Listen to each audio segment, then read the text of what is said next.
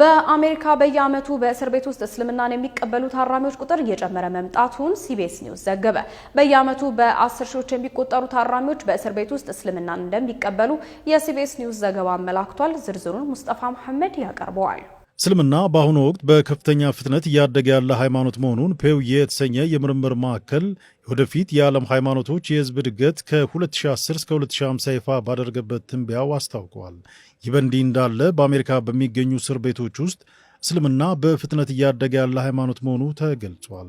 በአሜሪካ በየዓመቱ በእስር ቤት ውስጥ እስልምናን የሚቀበሉ ታራሚዎች ቁጥር እየጨመረ መምጣቱን ሲቢኤስ ኒውስ ዘግቧል። በየዓመቱ በ10 ሺዎች የሚቆጠሩ ታራሚዎች በእስር ቤት ውስጥ እስልምናን እንደሚቀበሉ የሲቢኤስ ኒውስ ዘገባ አመልክቷል። በዚህም በአሜሪካ እስር ቤቶች ውስጥ እስልምናን በፍጥነት እያደገ ያለ ሃይማኖት እንዲሆን አድርጎታል ሲል ዘገባው ገልጿል። እስልምና በእስር ቤት ውስጥ በፍጥነት እንዲያድግ ምክንያቱ ምንድነው ተብሎ ከጋዜጠኛዋ ለቀረበው ጥያቄም እስር ቤት ለሚገኙ ታራሚዎች እስላማዊ ትምህርቶችን የሚያስተምሩት ኢማም ራሚ ነስሩ ሲመልሱ What I think resonates is that there's so much confinement and then finally finding that Islam is the one that gives them that freedom. ታራሚዎች በእስር ቤት ሆነው እስልምናን ሲያገኙት እስልምና ያላሰቡት ነጻነት ስለሚያጎናጽፋቸው ነው ብለዋል። Oh, it's huge. When we started about 15 years ago, that was the main need that we heard from Muslim prisoners, and so we developed this organization to fill that gap and that need.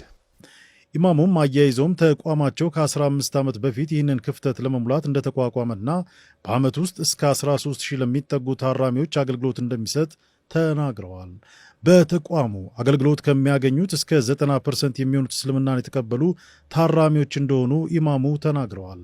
እስልምናን እስር ቤት የተቀበለው መሐመድ አሚን በነፍስ ማጥፋትና በአደንዛዥ እጽ ዝውውር ወንጀል ተከሶ ለ30 ዓመታት እስር እንደተፈረደበት የገለጸ ሲሆን እስር ቤት ሲገባም ሰብአዊነት ርቆት እንደነበር አስታውሷል። አያይዞም እስር ቤት ውስጥ ያገኘው ነገር ሰብአዊነቱን እንደመለሰለት ገልጿል። How has Islam changed your life? When I came to prison, I didn't have my humanity. Let's say it like that. But after entering prison, I've recovered my humanity.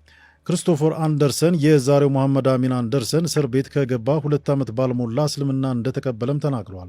ጋዜጠኛ ሊንሳ ሊንግ ከሌሎች ሃይማኖቶች እስልምና እንዴት ሊመርጥ እንደቻለ ለመሐመድ አሚን ጠይቀዋለች። Why Islam and not further into Christianity or Judaism or another faith? በእስር ቤት ውስጥ በነበረኝ ጊዜ ሌሎች ሃይማኖቶችን አጥንቻለሁ፣ ነገር ግን ከነዚህ ሁሉ ሃይማኖቶች ትርጉም የሰጠኝ እስልምና ነው ብሎ መልሷል። And I spent my years in prison learning about other faiths. So I knew a lot about them, and it was like Islam was the only one that made sense for me. በመጪዎቹ 4 10 ዓመታት የእስልምና እምነት ፍጥነቱ ከፍተኛ እንደሚሆን ፔው የምርምር ማዕከል ግምቱን አስቀምጧል። በላቲን አሜሪካ፣ ብራዚል፣ ፊሊፒንስ እና ከሳራ በስተደቡብ ባሉ ሀገራት የእስልምና ቁጥር በ2050 እድገት ከፍተኛ ይሆናል ብሏል። በአውሮፓ የሙስሊሞች ብዛት ከጠቅላላው ሕዝብ 10 በመቶ ድርሻ ሊይዝ እንደሚችልና በህንድ በዓለም ላይ ከፍተኛ የሙስሊም ቁጥር ይኖራታል ሲል የምርምር ማዕከሉ ተንብዮአል።